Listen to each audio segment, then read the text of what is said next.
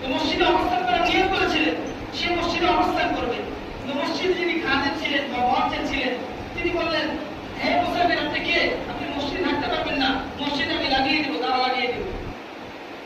এখন ওই লোক তো চিনে না যে ইনি কে। ইনি যে জামানার ইমাম, ইমাম আহমদ ইবনে হাম্বল, চিনতে পারেন নাই। তো বড় মানুষ, তাদের মন বড় থাকে, তারা কিন্তু তাকে বলতে দেয় নাই যে তুমি আমাকে চেনো, আমি কে, এ কথা বলেন নাই। চুপচাপ বেরিয়ে গেছে। বেরিয়ে হাঁটতেছে, শীতের পরশু, শীত করতেছে, এবং দেখতেছে এক যুবক রুটি বানাচ্ছে। রুটি বানাচ্ছে, তন্দুর রুটি বানানোর জন্য একটা চুলা থাকে না, এই চুলার পাশে রুটি বানাইতেছে আর কিছু একটা গুনগুন করতেছে। তো যুবকের কাছে গিয়ে সে অনুমতি চেয়ে, হ্যাঁ যুবক, আমি তো এরকম মুসাফির, অন্য এলাকা থেকে আসছি, মসজিদে অবস্থান করার নিয়ত করেছিলাম, মসজিদ থেকে আমাকে বের করে দিয়েছে, আমি কি তোমার এই রুটির দোকানে একটু অবস্থান করতে পারি? যুবক বলল, হ্যাঁ আপনি বসেন।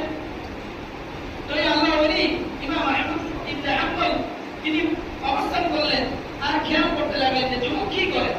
এবং দেখেন যুবক রুটি বানায় আর প্রত্যেক রুটি দেওয়ার সময় বলে আস্তাগফিরুল্লাহ, রুটি উঠানোর সময় বলে আস্তাগফিরুল্লাহ, রুটি রাখার সময় বলে আস্তাগফিরুল্লাহ। সুবহানাল্লাহ।